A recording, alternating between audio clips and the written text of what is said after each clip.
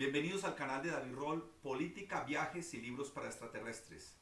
Hoy vamos a hablar de otra forma de viajar a través de las revistas de viajes y de análisis político de otras personas, o también de cómo uno puede viajar y escribir y así tiene doble placer. En adelante les voy a contar lo que yo he venido escribiendo.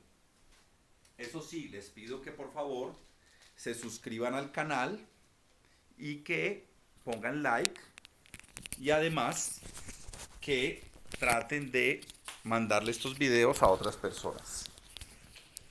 Aquí tenemos entonces los artículos que yo he escrito o algunos de ellos durante todos estos años para diferentes revistas. De este, por ejemplo, ya hemos hablado, se llama Una tarde en Sarajevo. Esto fue en la revista Credencial. Fue cuando se acabó la guerra en Yugoslavia y yo fui a Bosnia y en Sarajevo escribí este artículo sobre cómo después de la tormenta vino la paz. Y decía en él: tras la guerra hoy se nota un ambiente de progreso, crecimiento y modernización en la capital de Bosnia. A decir verdad, algunas partes de Bogotá parecen más destruidas que Sarajevo. Y este artículo, pues en esa época me dejaban poner las fotos propias, lo cual me parecía a mí muy interesante, siendo yo un fotógrafo no profesional. Aquí están entonces las fotos de Sarajevo y tendremos un video especial en este mismo canal sobre estos temas. Otro artículo fue el de Nicosia, es decir, de Chipre. Se llama Nicosia, el nuevo muro de Berlín. Esta es la isla de Chipre que queda al frente del Líbano. Y dice: en Nicosia, Chipre, el final de la calle es al mismo tiempo el final de la ciudad, el final del país y en pocos años será el final de Europa. Y para gusto mío me permitieron poner las fotos propias. Por ejemplo, este es la foto de la frontera, de esa línea verde que hoy en día ya no es tan rígida. Decía yo entonces cómo la historia de Chipre, de Homero a Cervantes y de las anexiones a las uniones. Decía cuál era el sentir de los chipriotas griegos. Ahí se ve la otra parte, la parte turca. Y aquí también se ve pues cómo era en ese momento la famosa línea verde o muro verde. Otro artículo en el que ya sí no me permitieron tener fotos, son de otras personas, es este, se llama Vietnam, My Friend. Y en ella yo decía: su ingreso en el capitalismo ha convertido al país en el futuro y más promisorio tigre asiático. Incluso es el consentido de los Estados Unidos y gracias a esa política ha avanzado en campos inimaginables. Desbancó a Colombia de su segundo puesto de productor de café robusta. ¿Por qué? Y contábamos entonces toda esa historia de ese Vietnam que había estado aislado por perder la guerra. Y contábamos también cómo el café en Vietnam fue derrotando a el café de Colombia en términos de ventas. En los almacenes de Saigón puede conseguirse desde autos superlujosos y teléfonos celulares de última generación hasta videojuegos en los que se destruyen los aviones MiG soviéticos utilizados por el Vietcong en la guerra. Este era entonces lo que yo escribía en la revista Credencial de esa época. Y otro artículo en el que también me permitieron fotos propias fue este de Corea. Se llama Corea, el difícil retorno. Es decir, yo fui al paralelo 38 porque a Corea del Norte no me dieron la visa, no hubo manera. Y ir en tour es muy caro. Y hice este artículo: 50 años después de la guerra de Corea, la unificación del país parece por fin posible, pero tras un análisis de las realidades de ambas naciones, resulta evidente que tal proceso no podrá ser tan ágil y exitoso como lo fue la reunificación alemana. Entonces yo decía, el origen de la confrontación, las dos Coreas más que un eufemismo, nadie da de lo que no tiene porque es difícil las dos uniones, la real importancia de Corea para el mundo, y me dejaron publicar estas fotos y publicaron otras. Aquí está, por ejemplo, el guía que le explica a uno, cuando uno está allá, el tema internacional. que siempre es un soldado norteamericano, por cierto, en aquella época bastante inculto. Y en este mismo sentido, publicamos este artículo con esta revista, se llamaba Bienvenidos al siglo XXI. Abu Dhabi y Dubái bien pueden ser un modelo anticipado de muchas de las sociedades que existirán a comienzos del siglo que viene. Pequeños enclaves económicos democráticos, prácticamente despolitizados y habitados por inmigrantes laborales obedientes y sumisos a una minoría autóctona dominante por conveniencias materiales. Afortunadamente también me dejaron poner estas fotos. Este es el Souk de oro. Y decía yo, si entendemos que la política moderna implica la posibilidad de elegir, participar y debatir, podemos concluir que de eso no hay en los Emiratos. Pero lo más curioso es que nadie parece necesitarlo. Y también hicimos un artículo de África. Se llamaba El precio de la soledad y tenía que ver con Etiopía. Entonces aquí también me permitieron tomar las fotos.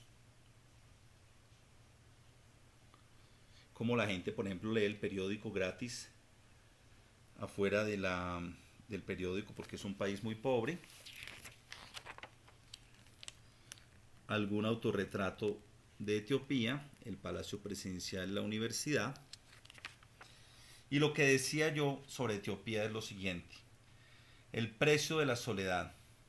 Etiopía es el único país de África que nunca se dejó colonizar y que repelió todas las invasiones, pero hoy posee un futuro incierto. 8 millones de personas con serios problemas de hambre, una economía débil, una tercera parte de la población infectada con SIDA y el país enfrascado en una costosa guerra. Entonces estos son los artículos como enviado especial. Y uno de los que más me gustó, que me permitieron hacer, fue este. Berlín, 10 años después del muro. Esto fue, por supuesto, en la revista Credencial que hemos mencionado. En estas revistas se decía texto y fotografías de David Roll, enviado especial. Lo que comenzó en Berlín en noviembre de 1989 es una nueva etapa en la historia de la humanidad, en la cual el peligro de una instantánea destrucción nuclear ha sucedido una preocupación más realista y difícil de aceptar: el imparable empobrecimiento de la mayor parte de la población mundial y la acelerada e inevitable destrucción del hábitat humano. Entonces salían fotos, por ejemplo, de este afiche que yo había tomado, o por ejemplo esta foto que tomé en Dresde, de esta iglesia que la estaban reconstruyendo pieza a pieza, y ya está reconstruido, los tours que estaban haciendo por Berlín, el pedacito del muro que todavía quedaba. Esto, por ejemplo, es en el museo del Pont Charles, donde la gente se escapaba para la otra parte de Alemania. Y bueno, así fue que de esta manera, a través de estos artículos, uno viaja, pero también hace una contribución. Hace una contribución y es también una forma de enseñar. ¿Por qué?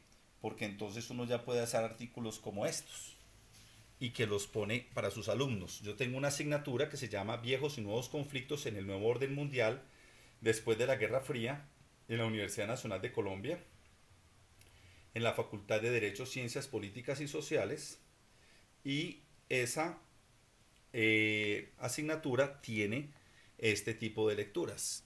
Entonces, por ejemplo, si bien es cierto que la humanidad ingresó al nuevo milenio sin el peligro de las guerras generalizadas, no puede negarse que una multitud de pequeños y medianos conflictos han llegado al 2000 y que otros tantos estallarán muy seguramente en los próximos 100 años.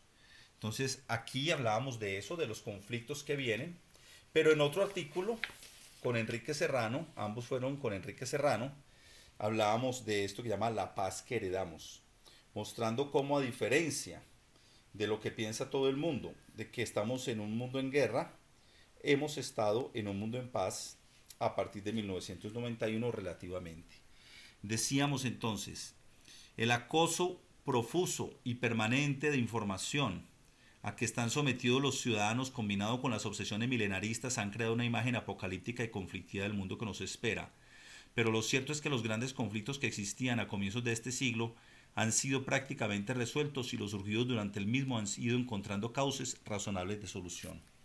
Entonces, esta es la forma de que uno puede viajar Y al mismo tiempo que va viajando, uno va contribuyendo a que otras personas que no pueden viajar conozcan estos países y sobre todo uno hace un análisis de eso. Mi doctorado se llamaba Procesos de cambio y transición política en el Estado contemporáneo.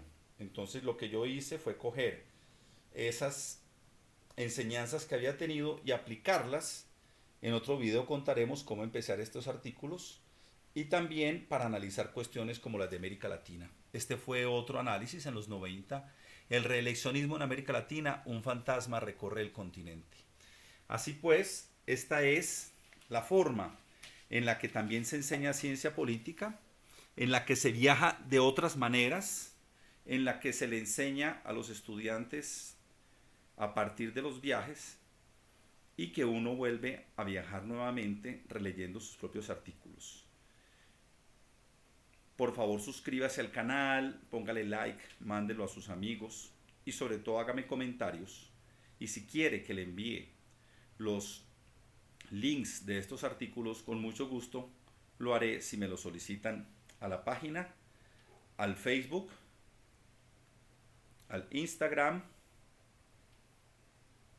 o al correo de Gmail de este canal. No se pierdan el próximo video sobre otro tipo de artículos de revistas que no son necesariamente políticos.